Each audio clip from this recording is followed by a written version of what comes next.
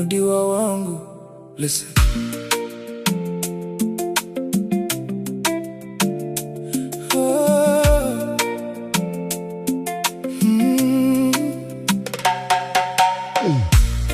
Dakanga ndisisazive kana rudo ruchiriko, moyo wangu wakanga wakuvadzwa nemarwadzo ekare, asipa wakauya mudiwa zvese zvakabva zvachinja, wakadzosa kunyemwerera kwandakanga ndarasikirwa nako.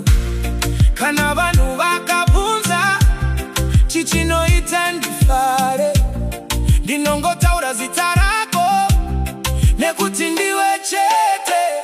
Ndiwe chikonzero chekunyemwerera kwangu, ndiwe chikonzero chekurota kwangu, ndiwe chikonzero chekufara kwemoyo wangu. Kana ndinewe mudiwa handichashayi chinhu.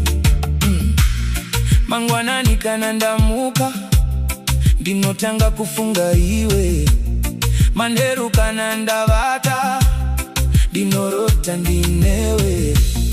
Mufaro waunondipa handisati ndambouona, munyika yose mudiwa handione akafanana newe.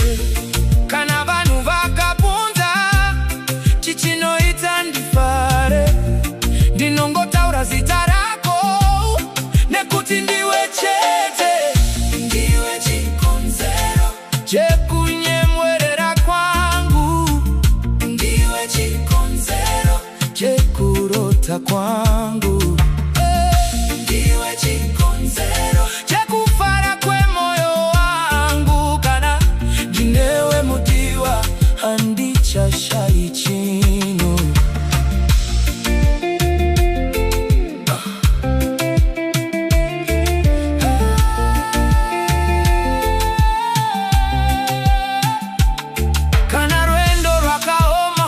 Ndicharamba ndakabata roko rwako, kana dutu rikauya ticharukunda tese, nekuti rudo rwedu haruna magumo.